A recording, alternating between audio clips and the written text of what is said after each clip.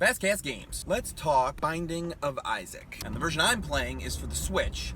So it's the Binding of Isaac Afterbirth Plus. So this is a game that I've actually been at least vaguely aware of for a bunch of years now. I feel like it was either featured in Indie Game the Movie or something else that I watched, some reporting or something, but it was not something that I was ever interested in. It is a roguelike, which prior to playing this game and a couple other things I've looked into or read about recently, I didn't really know what that meant, but now I think I do. What happens in Binding of Isaac is you are rolled a completely procedurally generated dungeon of, I want to say it's either 6 or 8 rooms. It becomes more rooms as you level up a bit, and it's punishingly difficult. Random assortment of enemies that you have to face, a whole bunch of pickups and power-ups, but I think it's the sort of theme of this game that is so interesting. One of the things that this game is somewhat famous for is that it is on many, many platforms, but it was categorically denied from iOS at one point. Apparently they've found a way to make it happen, or they're going to find a way to make it happen. But because the subject matter is explicitly religious, in that it comes from the designer's experiences growing up,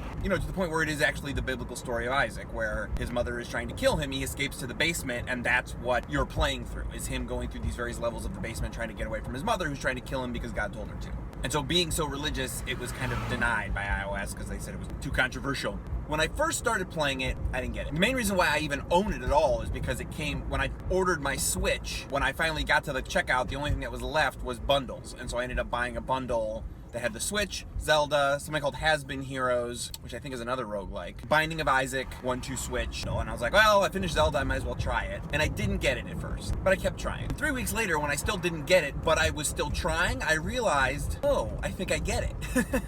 Because it's keeping me playing. I've now graduated to the point where I'm actually looking it up online and watching YouTubes to sort of learn better strategy. Because on the face of it, it's just a punishingly difficult, dungeon crawler thing where you've got to kill the enemies and survive their shots of blood and tears or whatever they're shooting at you. Which pickups you pick up can have a lot of effect on the outcome of any given situation, and so you got to start to learn what the pickups are, and there's like a couple hundred of them, so knowing them is actually no easy task. And despite the fact that I didn't think this was my type of game, the more I play it, the more it is. Honestly, it's got an old school aesthetic, so if you're into older style games, like original Super Mario Brothers type, original Legend of Zelda, I could see you getting a lot out of this game in the same way that I am. Now, it's not my favorite game of all time. It's no Zelda or anything, but I would give it a solid A-. And it plays great on the Switch. I love being able, of course, to play it at home and then pull it up and take it with me on the train. So that's Binding of Isaac, Afterbirth Plus, FastCast Games. See ya!